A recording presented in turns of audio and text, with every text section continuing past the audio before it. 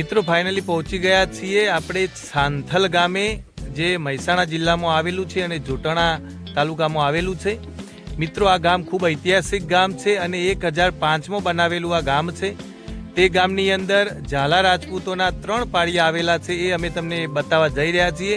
તો વિડીયોના અંત સુધી બન્યા રહેજો તો બતાવીએ કેવા પ્રકારના પાળિયા છે અને શું છે આ ગામનો ઇતિહાસ।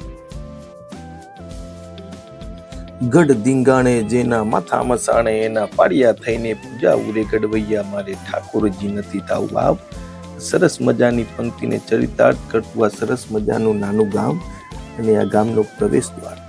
મિત્રો મહેસાણા જિલ્લાના જોટાણા તાલુકામાં આવેલું સાંથલ ગામ, શું છે આ સાંથલ ગામનો ઇતિહાસ અને કેવા છે સાંથલ ગામના પાળિયા, એ સંપૂર્ણ મિત્રો વાત કરીશું આજે।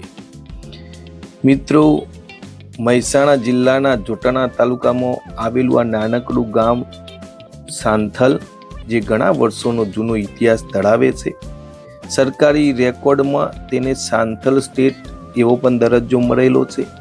ગામમાં પ્રવેશ કરતા જ ઇતિહાસને જીવંત અને ઉજાગર કરતા 3 પાળિયા મિત્રો આ નજરે પડે છે, જે તમે જોઈ શકો છો। એમાં પ્રથમ પાળિયો એ સામંતસિંહ, બીજો પાળિયો વેગડસિંહ અને ત્રીજો પાળિયો એમના કાળિયા નામના વ્યક્તિનો અહીંયા જોવા મળે છે। મિત્રો ગામમાં પ્રવેશતા જ એક એમ કહેવાય કે ઇતિહાસને ઉજાગર કરતા આ 3 પાળિયા આપણને નજરે પડે છે, જે શૂરવીરતાની સાક્ષી પૂરે છે। આ સાંથલ ગામનું તોરણ 1005માં બંધાયું હતું એવું કહેવાય છે। મિત્રો ઐતિહાસિક આ ગામને 1322માં સ્ટેટનો પણ દરજ્જો મળ્યો હતો। એ સમયે ઝાલા વંશના રાજા વીર સામંતસિંહ ઝાલા હતા, જેમનો આ પ્રથમ પાળિયો છે અને બીજો પાળિયો તેમની ત્રીજી પેઢીના વેગડસિંહ ઝાલાનો છે, જેઓ મોહમ્મદ શાહના આક્રમણમાં શહીદ થયા હતા। જી હા મિત્રો, આ વેગડસિંહ ઝાલા જેઓ મોહમ્મદ શાહના આક્રમણમાં શહીદ થયા હતા, જે શૂરવીરતાની આજે પૂર્તિ કરે છે। અને ત્રીજો પાળિયો મિત્રો શરણાઈ વગાડનાર કાળિયાનો છે એવું જાણવા મળે છે।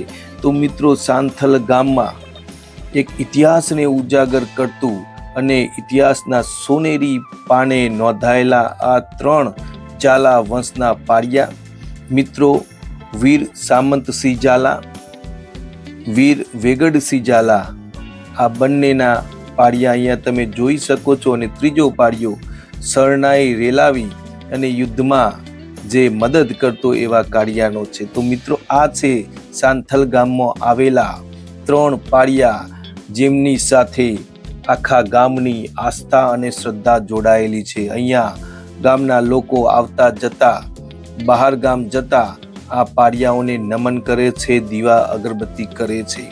મિત્રો આ પાળિયાઓનું ગામમાં અનેરું મહત્વ છે અને એક ઇતિહાસની સાક્ષી પૂરે છે। તો મિત્રો આ હતો અમારો એક ઐતિહાસિક વિડીયો।